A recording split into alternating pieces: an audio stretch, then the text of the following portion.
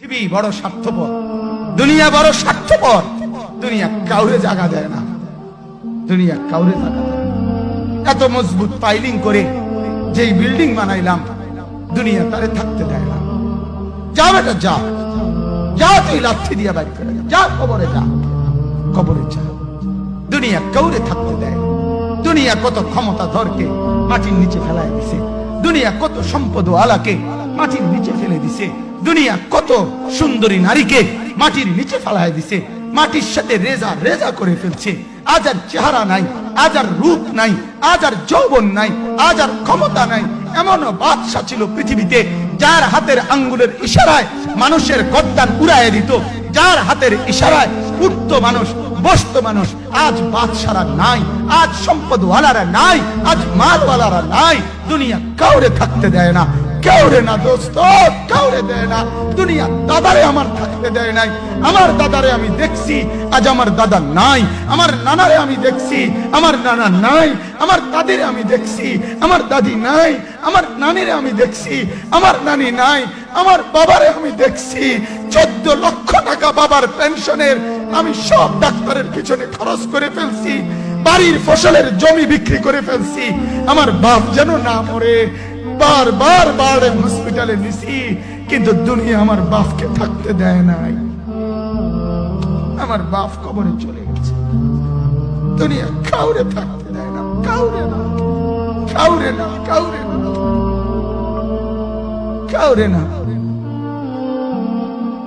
আমার বাপ দুনিয়া কাউরে থাকতে দেয় না। তুমি থাকবা না, তুমি থাকবা না। দুনিয়ার ধোকায় পড়ো না বাপ, দুনিয়ার ধোকায় পড়ো না। মাকে বুঝার, আজ মারা বেসামাল হয়ে গেছে, আজ বোনেরা বেসামাল হয়ে গেছে, বেপরদার উৎসব তুলে দিছে। এটা যেন আল্লাহর সাথে যুদ্ধ করছে। আল্লাহ করোনা না, তুমি আরো কিছু দাও, আমরা বেপরদিকে ছাড়বো না। যুবক ছেলেগুলো যেন বলতেছে, আল্লাহ তুমি করোনা দেওয়ার চাই দাও, অশ্লীল ছবি দেখা, ফেসবুকে নর্তকী দেখা, আমরা ছাড়বো না। দেখি তুমি কি করতে পারো, তুমি যা করার করো। দোকানদার ব্যবসায়ীরা হারামের লেনদেন করা বন্ধ করছে না, সুদখোর সুদ ছাড়ছে না, ঘুষখোর ঘুষ ছাড়ছে না, নাফরমান আর জিনাকার ব্যভিচারী এরা কেউ কিছু ছাড়ছে না। বেহায়ার বেপর্দা নারী তার অশ্লীলতার বেহায়াপনা ছাড়ছে না।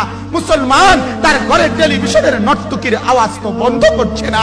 হায় করোনা কিভাবে যাবে, আযাব কিভাবে যাবে বলেন, বলেন, বলেন আপনি। আমার বাপ ফেরাউনের উপরে তো আযাব এতদিন ছিল না, নমরুদের উপরে আযাব এতদিন ছিল না, সাদ্দাদের উপরে আযাব এতদিন ছিল না, কারুনের উপরে আযাব এতদিন ছিল না, লূত আলাইহিস সালামের কওমের উপরে আযাব এতদিন ছিল না, হুদ আলাইহিস সালামের কওমের উপরে আযাব এতদিন ছিল না, নূহ আলাইহিস সালামের কওমের উপরে এতদিন আযাব ছিল না। আজ আমরা মালিককে এই পরিমাণ নারাজ করছি, মালিক এত বেশি নারাজ। আজ 1 বছর হয়ে গেছে, 1 বছরের চাইতে বেশি হয়ে গেছে, কই করোনার মহামারীর আযাব তো যাচ্ছে না, গেছে গা বলে। আমাদের লক্ষ লক্ষ বাচ্চার পড়ালেখা বন্ধ, এরা নষ্ট হওয়ার চূড়ান্ত পর্যায়ে পৌঁছে গেছে। মোবাইল এদেরকে শেষ করে দিছে, লক্ষ লক্ষ ছেলে। গতকালকে এক মা আমার আত্মীয় ফোন দিয়া বলতেছে, সকাল 10টায় বাচ্চাটা ঘর থেকে মোবাইল লইয়া বাইর হইছে, রাতের 10টায় মা তারে ফোন দিয়া বলছে, বাপ ঘরে আসতি না, ভাত খাইতি না। বাচ্চা তারে বলতেছে, তোমার অসুবিধা কি, তোমার সমস্যা কি? মা এই কথা বইলা কায়দা দিছে যে, শোনেন হুজুর কদুর দোয়া করো। এক বাচ্চা, এক ছেলে, সে যদি তার মাকে কথা বলতে পারে, তার মানে গুনাহ তারে এত মজা দিয়া দিছে, ফেসবুক তারে এত মজা দিয়া দিছে, ইউটিউব তারে এত মজা দিয়া দিছে, নর্তকী তারে এত মজা দিয়া দিছে, গুনার দৃশ্য তারে এত মজা দিয়া দিছে, সে মাকে ধমক দিচ্ছে।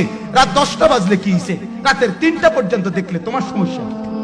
আমার আখিরাত আমি নষ্ট করলে তোমার অসুবিধা কি?